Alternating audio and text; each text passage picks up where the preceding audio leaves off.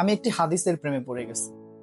হাদিসটা হচ্ছে ঠিক এমন যে, যখন বান্দা একটি ঘরে কান্না শুরু করে এবং তখন আল্লাহর ফেরেশতারা বলে যে, আল্লাহ তোমার এই বান্দাটা কি জন্য কষ্ট পাচ্ছে, এবং ফেরেশতারা আল্লাহর কাছে কান্নাকাটি করে বলে যে তার মনের ব্যথাকে তুমি আল্লাহ কমিয়ে দাও। তখন আল্লাহ তাআলা বলেন যে আমার বান্দা এমন কোনো কিছুর মায়া পড়েছিল বা ভালোবেসেছিল যা আমার চাইতে সে বেশি ওই জিনিসটার প্রতি ভালোবেসে ফেলেছিল। আমি আমার বান্দার কষ্ট আমি বুঝি, এবং আহ, আমি দুঃখী মানুষের, মানে ভগ্ন হৃদয়ের মানুষের খুব কাছাকাছি অবস্থান করি। কত দূর? এক হাত দূরে আল্লাহ তাআলা অবস্থান করেন। হ্যাঁ?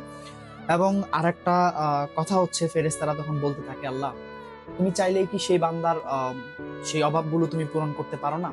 তখন আল্লাহ তাআলা বলেন যে আমি ওয়াদা করতেছি আমার বান্দা যে জিনিসটা তার জীবন থেকে হারিয়েছে তার চাইতে অধিক উত্তম জিনিস আমি তাকে দিব, যা দেখে পৃথিবীর মানুষ বিস্মিত হবে।